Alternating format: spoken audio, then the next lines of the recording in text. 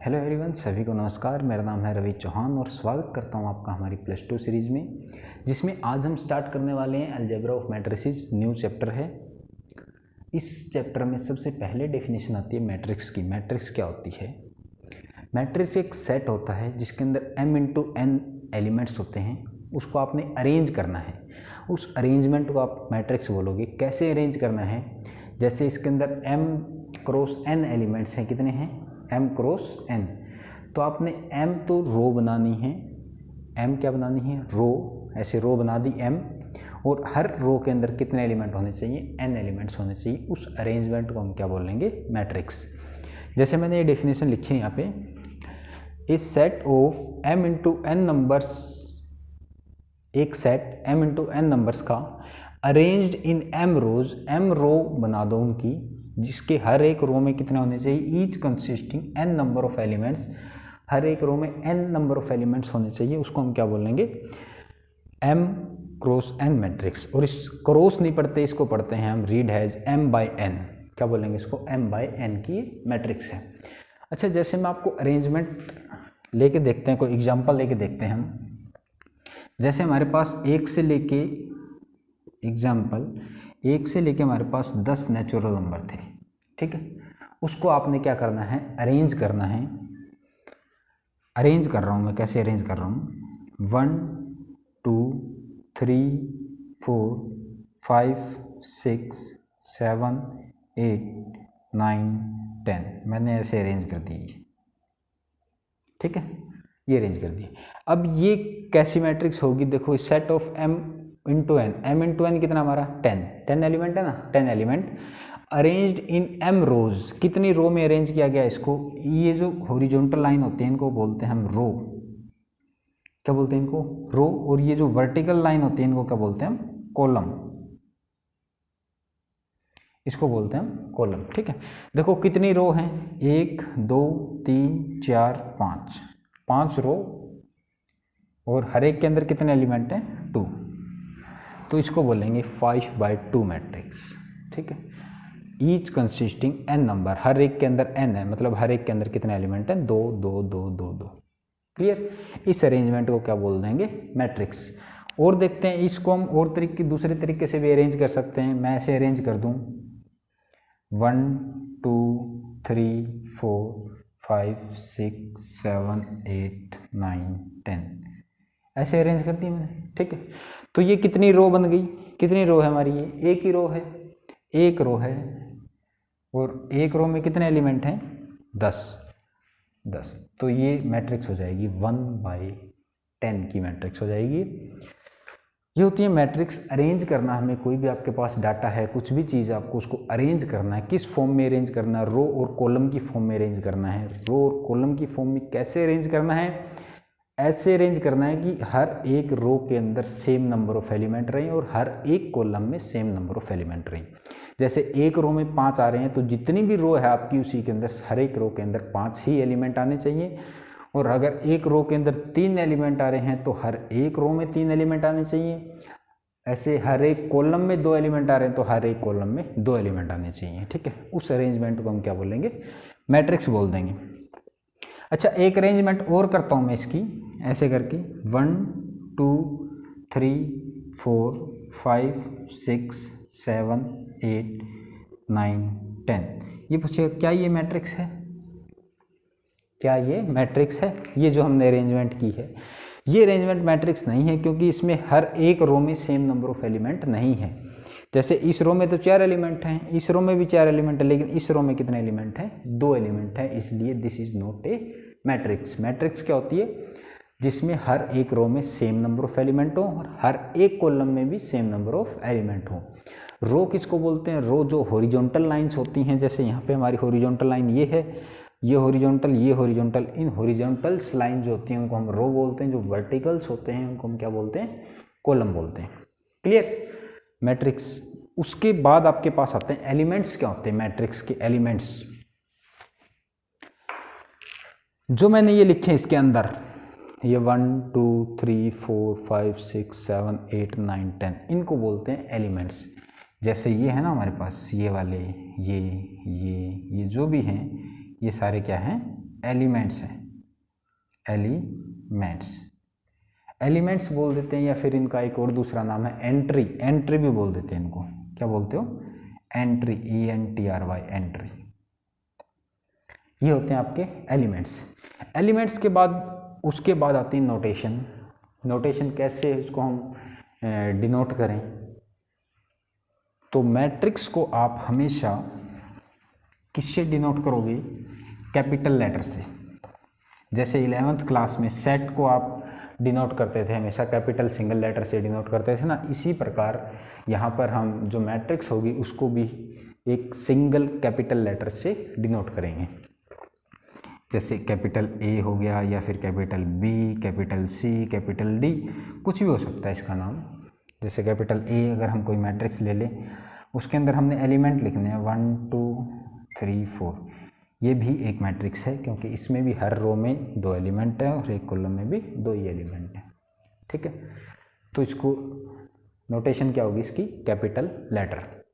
उसके बाद एक मेन इंपॉर्टेंट चीज़ आ रही है, ऑर्डर क्या होता है मैट्रिक्स का? क्या ऑर्डर? उसके बाद क्या आ रहा है आपका?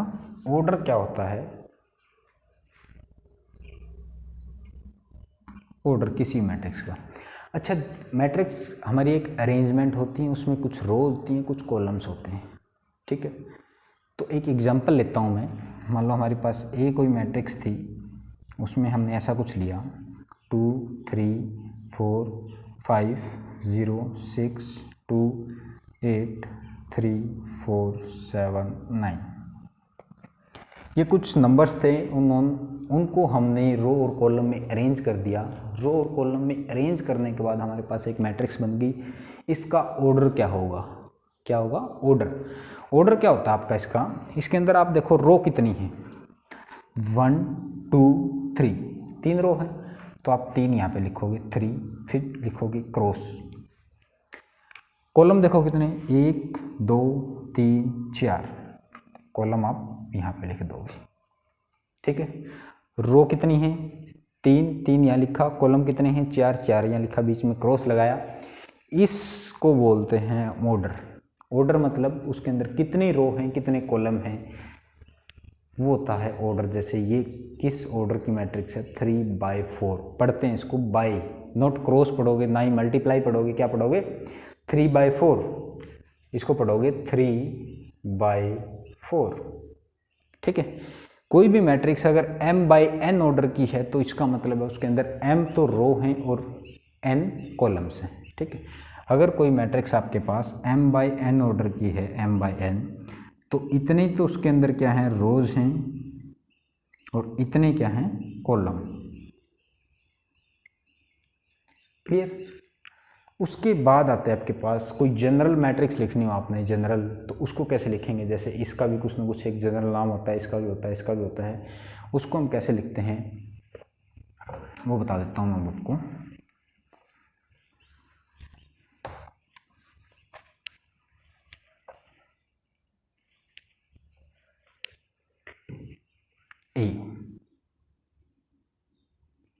जनरल मैट्रिक्स को हम कैसे लिखते हैं? सबसे जो पहला एलिमेंट होता है उसका नाम होता है A11। ठीक है, इस 1 का मतलब होता है पहले वाले का मतलब रो, दूसरे वाले का कॉलम। भाई पहली रो और पहला ही कॉलम का एलिमेंट। उसके बाद रो तो पहली रहेगी, कॉलम हमारा दूसरा आ जाता है। 1 2 का मतलब होगा रो तो 1, फर्स्ट रो सेकंड कॉलम। इसी तरह first row third column, first row fourth column, ऐसे चलते चलते हमारे पास फर्स्ट रो n कॉलम। ठीक है, मान लो n कॉलम है हमारे पास ये, तो फर्स्ट रो n कॉलम। उसके बाद सेकंड रो कौन सी आएगी? सेकंड, तो सेकंड कॉलम फर्स्ट, फिर second row second column, second row third column, second row fourth column, ऐसे चलते चलते चलते second row nth column. Clear? First row थी तो पहले नंबर पे फर्स्ट रहेगा, दूसरे चलते रहेंगे 1 2 3 4 5 6 7 8 अप टू n तक। सेकंड रो आ गई तो फर्स्ट नंबर पे सेकंड 2 रहेगा, 2 2 2 2 2, और दूसरे वाले अक्षर बढ़ते जाएंगे 1 2 3 4 5 6। इसी प्रकार अगर तीसरी रो आती है तो पहले नंबर पे 3 रहेगा, 3 1, A 3 2, A 3 3, A 3 4 up to आगे जाके A 3n तक। क्लियर? ऐसे हमारी रो चलती रहेंगी। तो रो लास्ट में मान लो m रो थी इसके अंदर, तो A m आ जाएगा यहाँ पे, कौन सी mth row first column, mth row second column, mth row third column, और लास्ट में जो आएगा वो क्या आएगा, mth रो nth कॉलम। ये आपके पास जनरल मैट्रिक्स होती है एक, ठीक है। कोई आपको मैट्रिक्स दे देगा, उसका बोलेगा ये एलिमेंट बताओ आप, A12 का मतलब उसका आप फर्स्ट रो देखोगे, सेकंड कॉलम में कौन सा एलिमेंट है वो चेक करोगे, उसके बाद जो एलिमेंट होगा उसको आप लिख दोगे कि A12 हमारे पास 2 है, 4 है, 5 है, 10 है, जितना भी है वो आप लिख दोगे। कैसे, इस पे एक दो एग्जाम्पल भी करेंगे हम कुछ टाइम बाद। उसके बाद आता है डायगोनल। क्या होता है मैट्रिक्स का डायगोनल? इस मैट्रिक्स का डायगोनल कौन सा है? डायगोनल होता है आपके पास ये जो A11 2 2 3 3 4 4 5 5 6 6 7 7 8 8, इसको बोलते हैं डायगोनल, ठीक है। डायगोनल किसको बोलते हैं? ये जो एलिमेंट की एक A11 A12 सॉरी 12 नहीं 22 A33 A44 ऐसे जाते जाते ये क्या बन जाता है आपका एक डायगोनल। किसी भी मैट्रिक्स का डायगोनल क्या होता है? ये जो सेम होते हैं ना उसके 1 1 2 2 3 3 4 4, ये होता है उसका डायगोनल। क्लियर? उसके बाद आता है प्रिंसिपल डायगोनल, वो हम बाद में बात करेंगे जब हम मैट्रिक्स की टाइप पढ़ेंगे, उसमें एक प्रिंसिपल डायगोनल होता है, वो कौन सा होता है वो बाद में बात करेंगे। उसके बाद कुछ टाइप्स की मैट्रिक्स है हमारे पास, row matrix, column matrix, diagonal matrix, कुछ मैट्रिक्स वो पढ़ते हैं कौन कौन सी होती हैं। अब आता है आपके पास टाइप्स ऑफ मैट्रिक्स।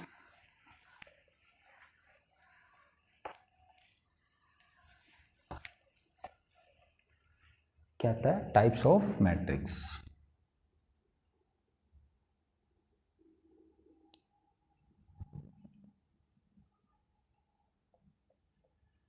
मैट्रिक्स कितने टाइप की होती हैं? ठीक है, बहुत सारे टाइप की होती हैं। कुछ टाइप्स हम डिस्कस करेंगे, कुछ आगे जैसे जैसे हायर क्लासेस में जाओगे वहाँ पे आएंगी। जो हमारे पास +2 के लेवल की है वो हम डिस्कस करेंगे अभी, ठीक है। सबसे पहले आती है आपके पास रो मैट्रिक्स। कौन सी आती है? रो मैट्रिक्स। रो मैट्रिक्स का क्या मतलब है? आपके पास सिर्फ रो होगी, कॉलम कितने भी हो हमें नहीं पता, रो कितनी होनी चाहिए? 1। क्या है? रो आपके पास 1 होगी, कॉलम हमें पता नहीं कितने होंगे कितने नहीं होंगे।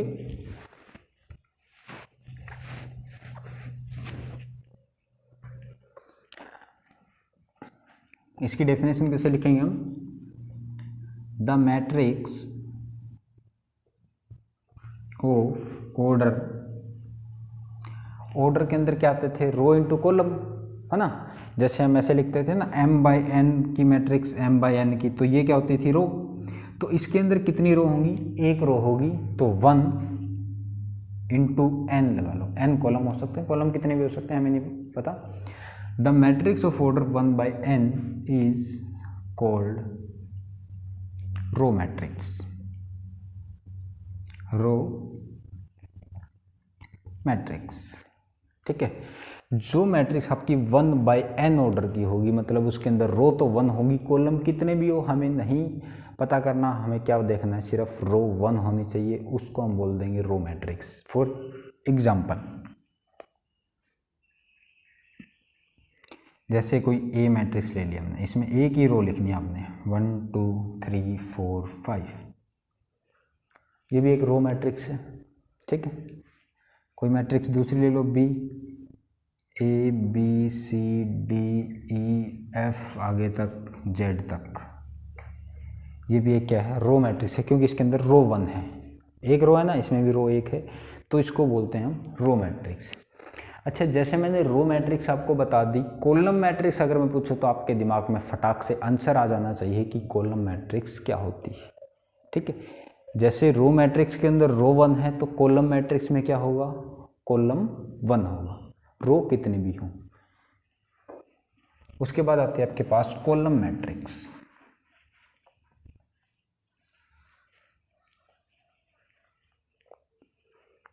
क्या है, सेकंड नंबर कॉलम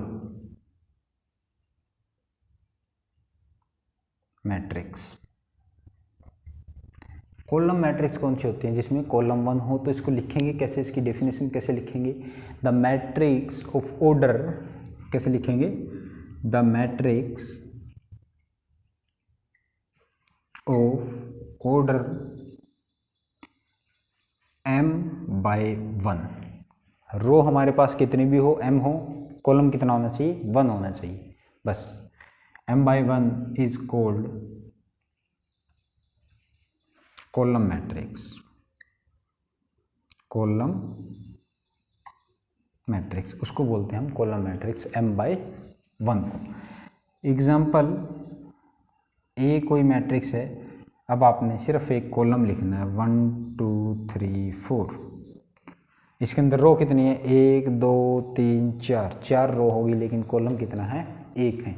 हमें रो को नहीं देखना इसमें हमने कॉलम देखना है, कॉलम कितना हो, एक कॉलम हो तो उसको बोल देंगे कॉलम मैट्रिक्स। Very good. उसके बाद क्या आता है, नंबर 3 आपके पास है कोई, क्या है, रेक्टेंगुलर मैट्रिक्स। क्या है नाम, रेक्टेंगुलर,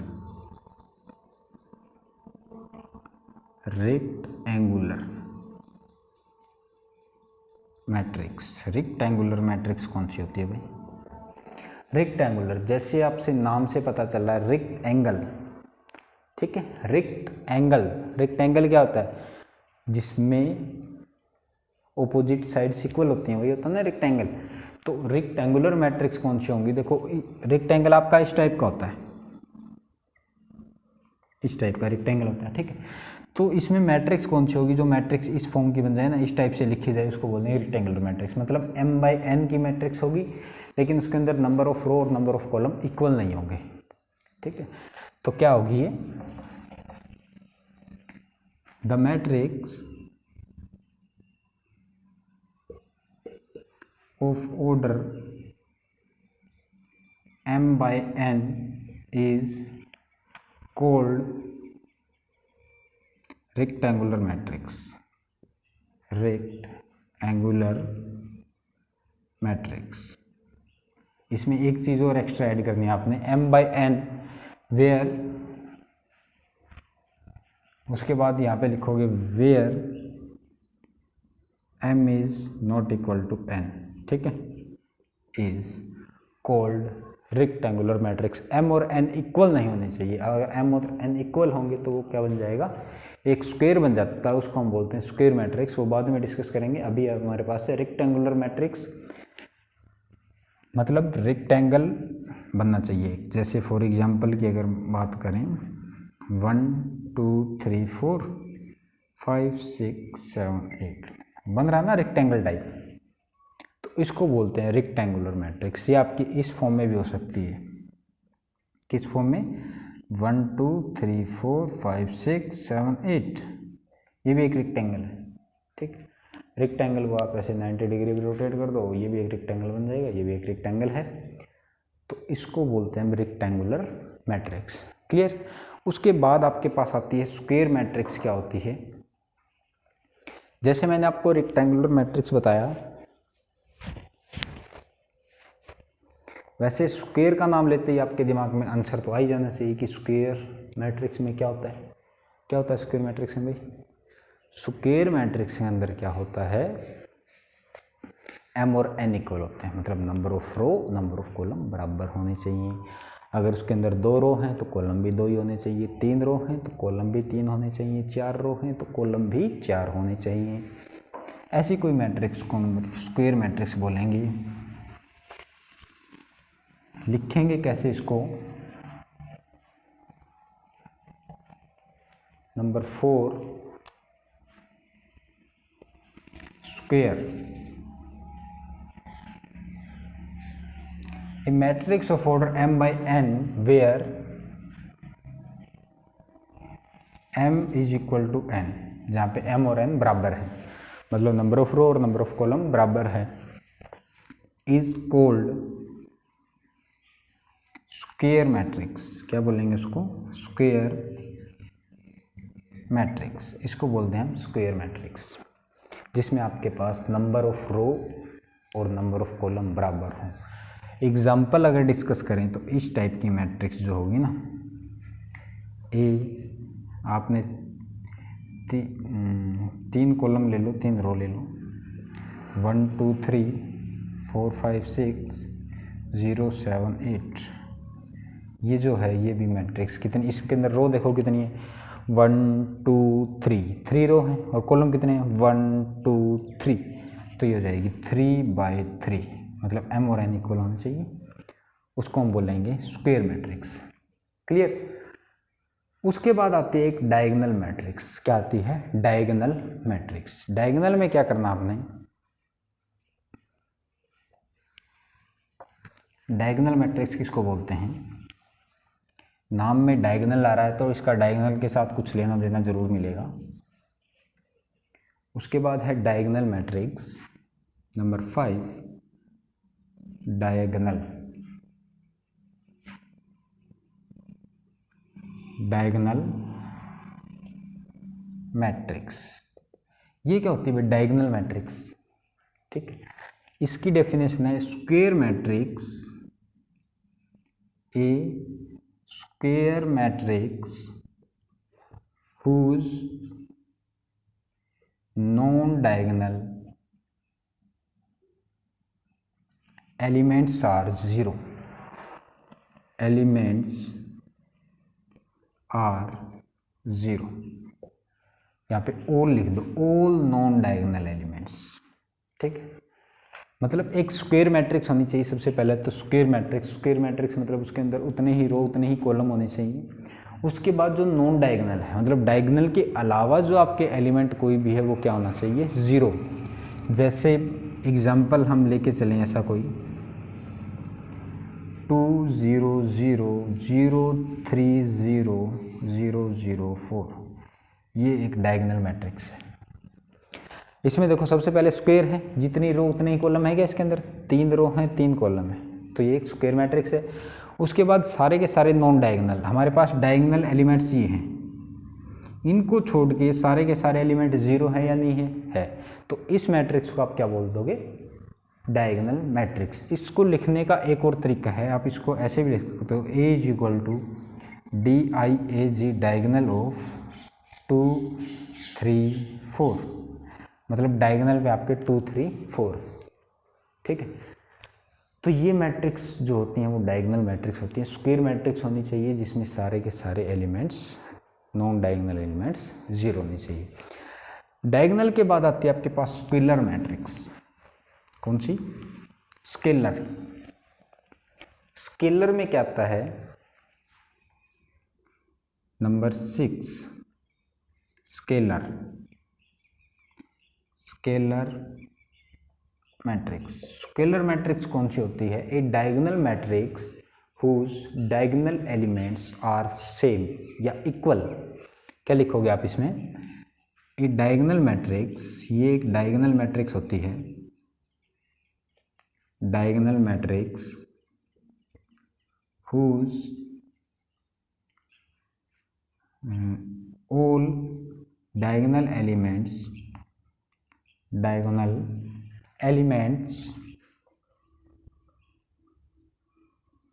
आर इक्वल। सारे के सारे जो डायगोनल एलिमेंट्स हैं वो इक्वल होने चाहिए।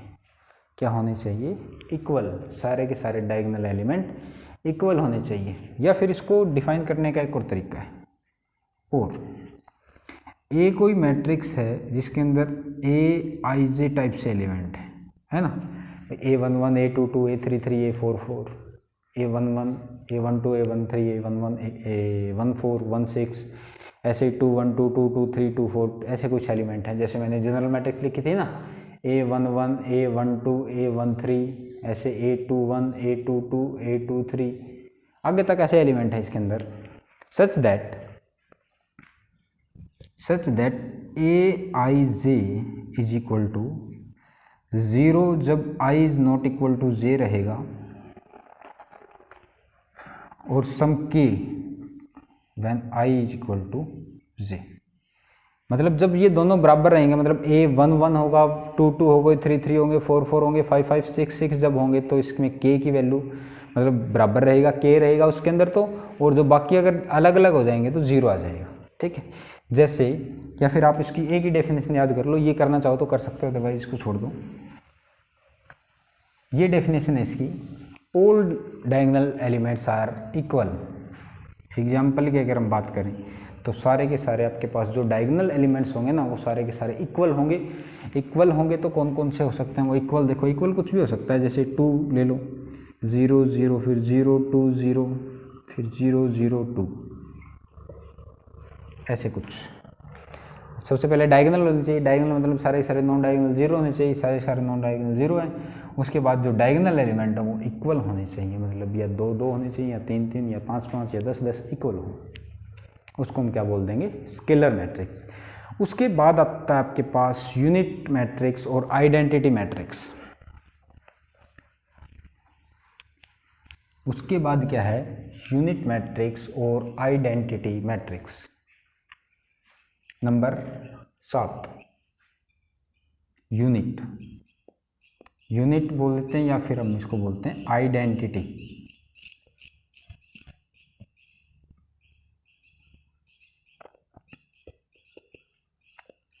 यूनिट मैट्रिक्स या फिर आइडेंटिटी मैट्रिक्स, इसके अंदर क्या होता है, ये एक स्केलर मैट्रिक्स होती है जिसके डायगोनल एलिमेंट सारे के सारे 1 होते हैं। क्या होते हैं, 1। इसको लिखेंगे it is a scalar matrix,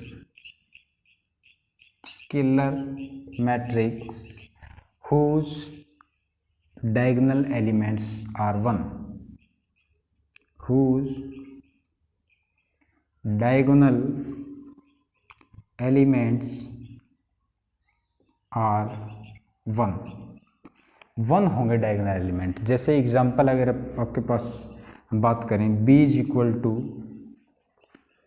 1 0 0 0 1 0 0 0 1, इस टाइप के जो होंगे ना, जिसमें वो हों क्या नाम क्या हो, सारे के सारे डायगोनल एलिमेंट 1 हो, उसको हम बोलेंगे यूनिट मैट्रिक्स या फिर आइडेंटिटी मैट्रिक्स। ठीक है, तो अभी तक हमने काफ़ी मैट्रिक्स डिस्कस कर ली, एक दो मैट्रिक्स और हैं जो हमने डिस्कस करनी है कि क्या क्या होते हैं ये। एक अपर ट्रायंगुलर होती है, एक लोअर ट्रायंगुलर वगैरह मैट्रिक्स होती हैं, वो डिस्कस कर लेंगे अभी हम। थोड़ी इसके अंदर इंक डाल लेते हैं भाई, आपको क्या पता ना दिख रहा हो सही से।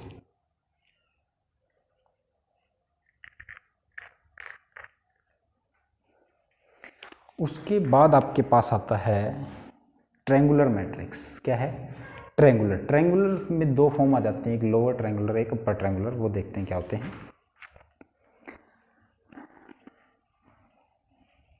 आइडेंटिटी आ गई, आइडेंटिटी और भी हो सकती है, 2 बाई 2 ऑर्डर की भी हो सकती है, कितनी भी ऑर्डर की हो सकती है। जैसे बी आप डिस्कस करो, कोई 2 बाई 2 ऑर्डर की 0 1 0 0 1, इस टाइप की मैट्रिक्स हो सकती है। मतलब ऑर्डर कितना भी हो सकता है उसका, 3 बाई 3 4 बाई 4 5 बाई 5 6 बाई 6 कितना भी हो सकता है, लेकिन सारे के सारे डायगोनल एलिमेंट 1 रहेंगे इसके अंदर, यूनिट मैट्रिक्स के अंदर। ठीक है, आइडेंटिटी मैट्रिक्स बोलते हैं इसको। उसके बाद क्या है, ट्रायंगुलर।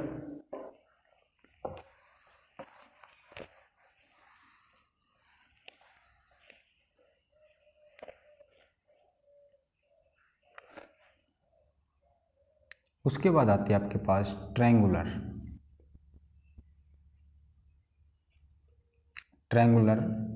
मैट्रिक्स। ये जो ट्रायंगुलर मैट्रिक्स है 2 टाइप की होती है, एक होती है अपर ट्रायंगुलर, एक होती है लोअर ट्रायंगुलर। अपर ट्रायंगुलर कौन सी होती है, लोअर ट्रायंगुलर कौन सी होती है, वो देख लेते हैं।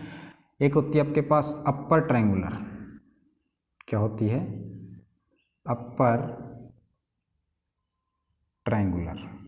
ठीक है, अपर ट्रायंगुलर मतलब ऊपर आपका ट्रायंगल बनना चाहिए, किसके ऊपर बनना चाहिए वो देख लेते हैं भाई। अपर ट्रायंगुलर मतलब ऊपर की तरफ ट्रायंगल। एक स्क्वायर मैट्रिक्स होगी, क्या होगी, स्क्वायर मैट्रिक्स। जैसे ए इज इक्वल टू कोई ऐसी मैट्रिक्स 1 2 3 0 3 4 0 0 5, इसको ध्यान से देखो, कहीं ऊपर ट्रायंगल दिख रहा है क्या आपको? ऊपर ट्रायंगल, जिसमें जो है अपर ट्रायंगुलर कौन सी होती है? जिसमें जो प्रिंसिपल डायगोनल होता है उसके ऊपर वाले एलिमेंट्स नॉन जीरो हों, उसके नीचे वाले एलिमेंट्स क्या हों? जीरो। एक ऐसी मैट्रिक्स अपर ट्रायंगुलर मैट्रिक्स जिसमें ऊपर वाले तो नॉन जीरो हों, किसके ऊपर वाले? प्रिंसिपल डायगोनल, ये होता है प्रिंसिपल डायगोनल। इसके ऊपर वाले एलिमेंट्स आपके क्या रहते हैं? नॉन जीरो रहते हैं। इसके नीचे वाले एलिमेंट्स क्या रहते हैं? जीरो रहते हैं। इसी प्रकार इसका सेकंड टाइप आता है लोअर ट्रायंगुलर। ये तो आपको पता चल ही जानी चाहिए, जैसे ही नाम लिख रहा हूं मैं, लोअर ट्रायंगुलर। इसमें क्या होगा भाई? इसमें क्या होगा? इसके अंदर तो ऊपर ट्रायंगल बन रहा था, इसमें कहाँ बनेगा? नीचे बनेगा। कैसे बनेगा वो देख लो। 1 2 1 0 0 2 3 0 4 6 7, ये देखो इसमें नीचे ट्रायंगल बन रहा है।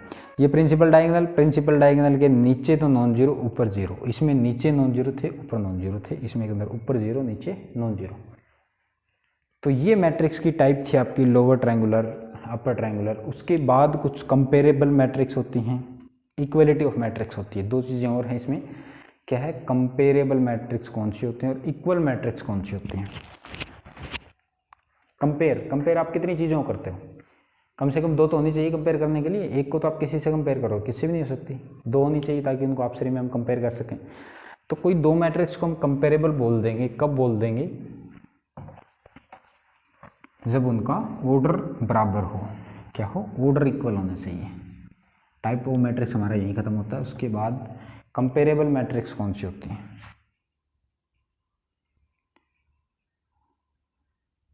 कंपेरेबल मैट्रिक्स, कोई दो मैट्रिक्स को हम कंपेरेबल बोल देंगे जब उनका ऑर्डर इक्वल हो। ठीक है, लिखने की जरूरत है क्या? नहीं, तो इसको हम लिखते नहीं है, इसमें हम सीधा लिख देंगे two matrix are said to be comparable if they have same order. अगर उनका सेम ऑर्डर है तो उसको बोल देंगे कंपेरेबल मैट्रिक्स। उसके बाद equality of A matrix. Equal matrix कौन सी होती है? इक्वल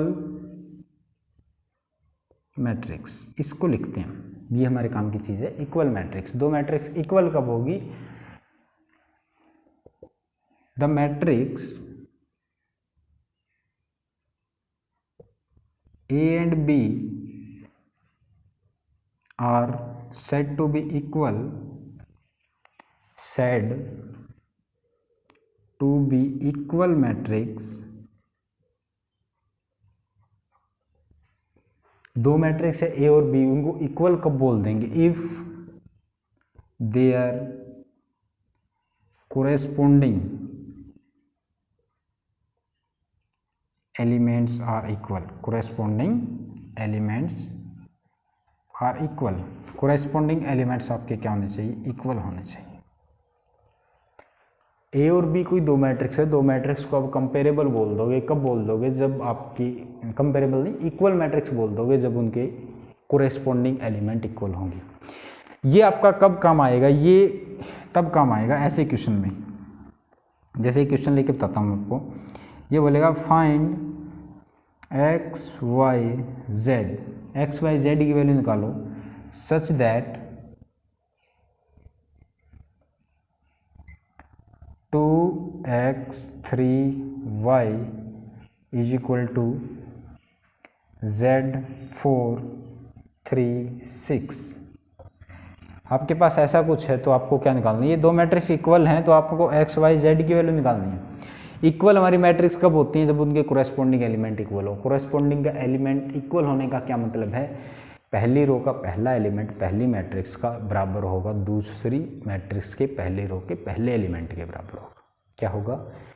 पहली मैट्रिक्स का पहली रो का पहला एलिमेंट किसके बराबर होगा? दूसरी मैट्रिक्स के पहली रो के पहले एलिमेंट के बराबर। मतलब ये जो एलिमेंट वो इसके इक्वल होगा, ये एलिमेंट इसके इक्वल होगा, ये एलिमेंट इसके इक्वल होगा, ये एलिमेंट इसके इक्वल होगा। ठीक है, तो आप ये इसके इक्वल होगा तो यहाँ से 2 इज इक्वल टू जेड, मतलब z is equal to 2, Z की वैल्यू 2 आ गई।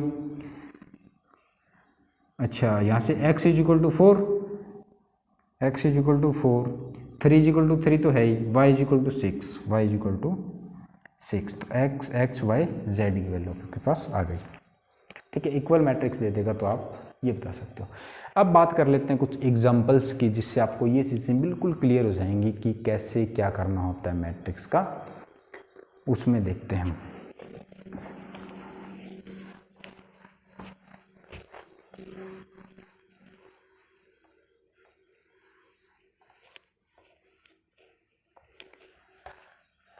एक एग्जांपल इसने दे रखा है कि आपके पास कोई एक मैट्रिक्स है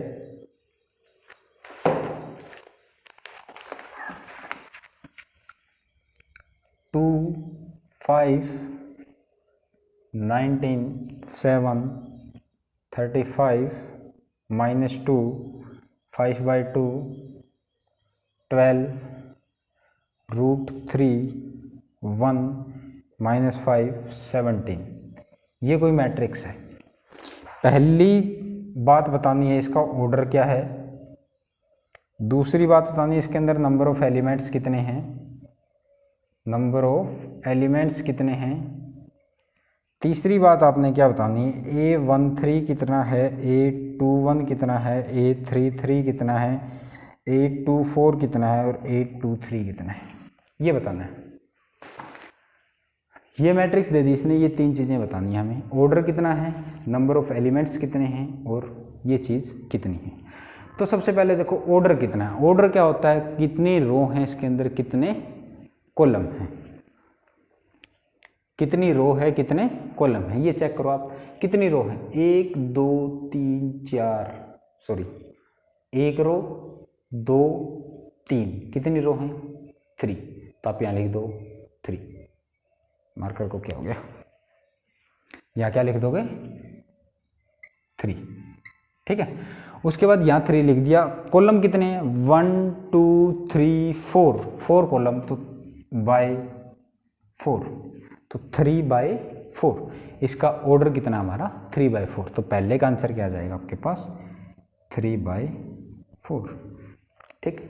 number of elements, number of elements निकालने का क्या तरीका है, जो ऑर्डर है उसके आप मल्टीप्लाई कर दो, क्या कर दो मल्टीप्लाई, 3 × 4 कितना होता है 12, तो कितने एलिमेंट्स है इसके अंदर टोटल 12, क्लियर।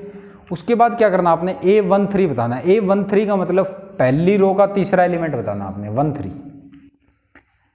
A13, इसका मतलब पहली रो का तीसरा एलिमेंट, पहली रो हमारी ये है, इसका तीसरा एलिमेंट कौन सा है, फर्स्ट सेकंड थर्ड, ये क्या आएगा हमारे पास 19।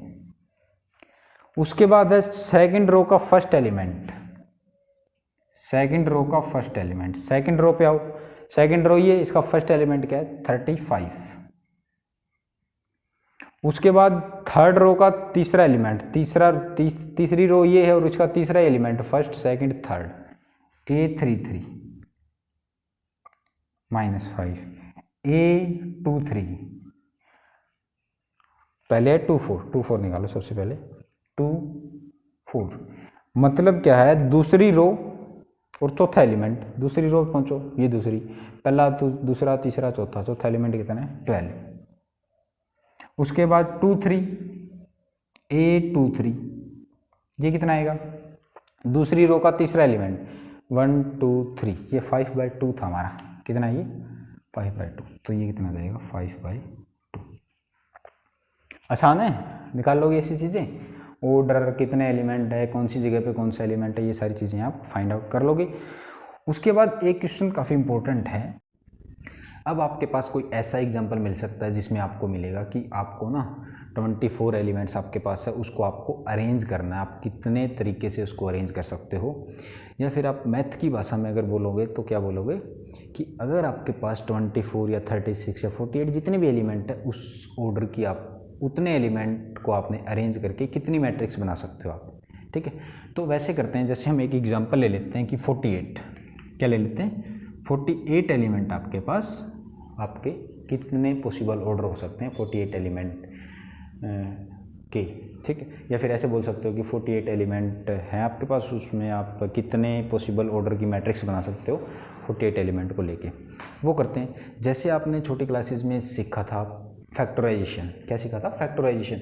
एक होता प्राइम फैक्टराइजेशन, वो नहीं करना। प्राइम फैक्टराइजेशन ऐसे होता था, ऐसे करते थे हम, 48 को यहाँ लेके 2 से फिर यहाँ 24 ऐसे करते थे, ऐसे नहीं करना।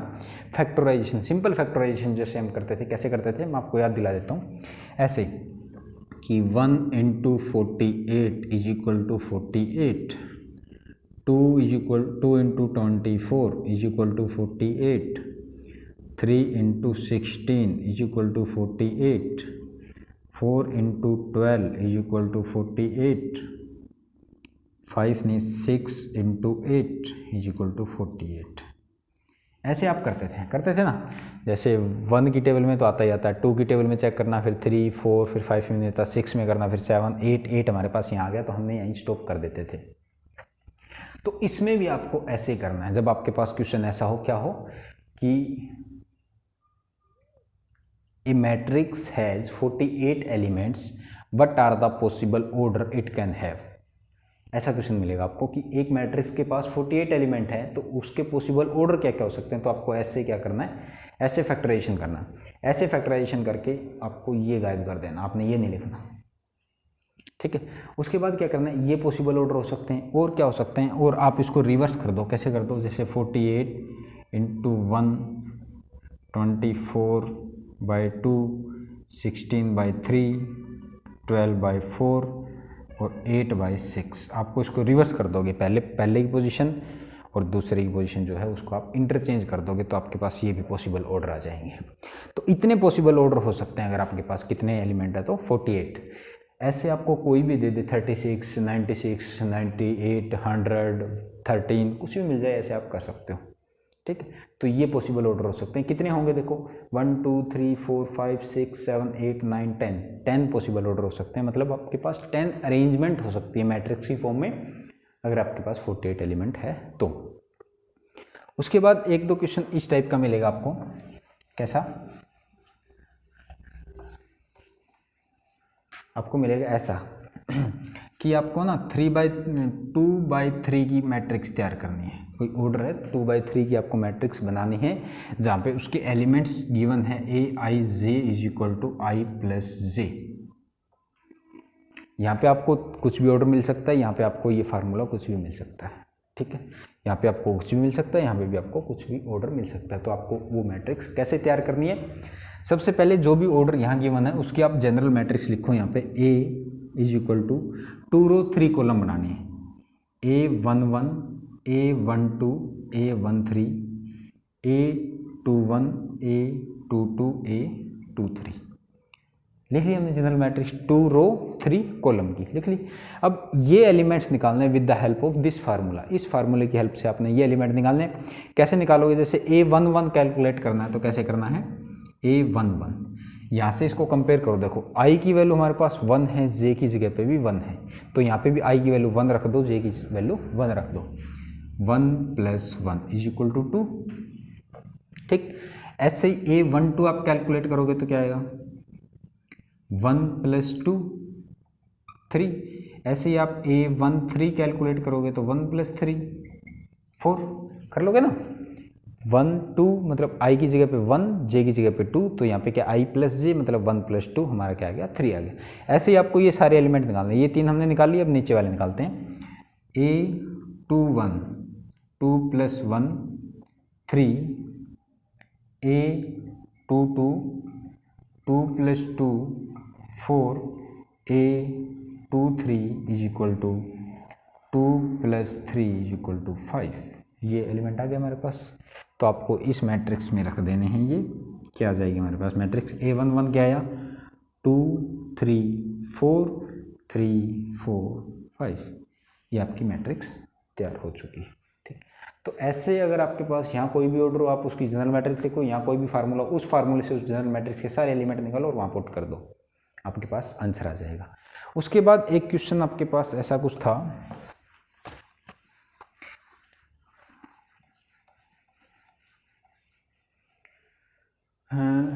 वो मेरे को क्वेश्चन याद नहीं है, मैं एक बार बुक में देख के फिर लिखता हूँ। यहाँ पे ऐसे क्वेश्चन आ सकते हैं आपके पास। कैसे, एक सेकंड रुक जाओ बस।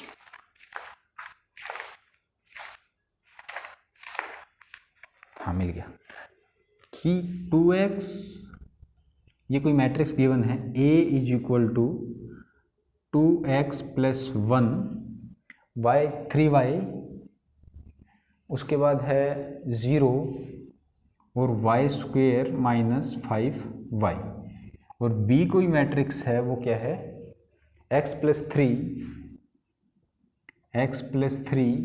y square plus 2 y square plus 2 और क्या है 0 माइनस 6। ये कोई मैट्रिक्स आपके पास A मैट्रिक्स है, कोई B मैट्रिक्स है, वो दो मैट्रिक्स इक्वल दे रखे हैं। क्या दे रखे हैं? इक्वल। अगर इक्वल दे रखे हैं तो आपने क्या करना है, इक्वल दे रखी है तो आपने x और y की वैल्यू निकालनी है। A is equal to B है, A is equal to B, तो आप लिख लो A को B के equal, 2x plus 1 3y 0 y square minus 5y किसके इक्वल है? ये इक्वल है x plus 3 y square plus 2 0 minus 6, इसके इक्वल है। तो आप क्या करोगे, दो मैट्रिक्स जब इक्वल होती है तो क्या होते हैं, उसके कोरेस्पॉन्डिंग एलिमेंट इक्वल रहते हैं।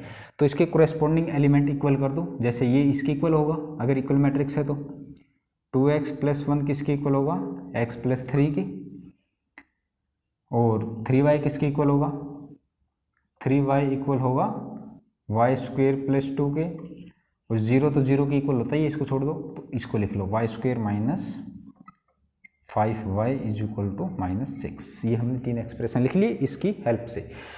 यहाँ से देखो आप फर्स्ट एक्सप्रेशन से क्या आ रहा है, x को एक साइड और y वाली टर्म से एक side, 2x minus x is equal to 3 minus 1, this implies x is equal to 2। ठीक है, x की वैल्यू 2 आ गई।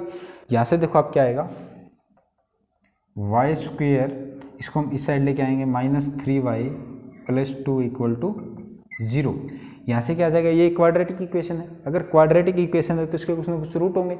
रूट आप अच्छे तरीके से निकालना जानते हो। रूट हम किसी भी मेथड से निकाल सकते हैं, बाय क्वाड्रेटिक फार्मूले से निकाल सकते हैं और बाय फैक्टराइजेशन मेथड से भी निकाल सकते हैं। तो इसके रूट आपने निकालने हैं, इसके रूट आएंगे आपके पास, क्या आएंगे, y इज इक्वल टू 1,2 आ जाएंगे। ठीक है, इसी प्रकार ये भी एक क्वाड्रेटिक इक्वेशन है, इसको हम ऐसे लिख सकते हैं, y square minus 5y plus 6 equal to 0। तो यहाँ से y की वैल्यू क्या आएगी आपके पास, 2,3। ठीक है, यहाँ से y की वैल्यू क्या आ जाएगी, 2,3 आ जाएगी। तो अब देखो, अब ये क्वेश्चन उठता है कि y की वैल्यू हमारे पास 1 2 3 4 वैल्यू आ गई, ले कौन सी, हम कौन सी वैल्यू सही रहेगी। तो आपकी y की वैल्यू आपको वो चूज करनी है जो इन दोनों में कॉमन है। इन दोनों में क्या है, कॉमन है। हमें y की वैल्यू वो चाहिए जो इसको भी सेटिस्फाई करे, इसको भी सेटिस्फाई करे, तभी तो मैट्रिक्स इक्वल होगी। तो इसको सेटिस्फाई कर रही है और इसको सेटिस्फाई कर रही है, वो y की वैल्यू कौन सी है, वो है y की वैल्यू आपकी 2। तो y इज इक्वल टू 2, ये हमारे पास y की वैल्यू आ गई। तो x की वैल्यू और y की वैल्यू हम ऐसे कैलकुलेट कर सकते हैं। ये आपके पास चॉइस कैसे करनी है वो इस एग्जाम्पल से हमें पता चल जाता है। तो ये थे हमारे आज का लेक्चर नंबर 1। आप सभी को हमारा लेक्चर नंबर 1 देखने के लिए बहुत बहुत धन्यवाद, शुक्रिया।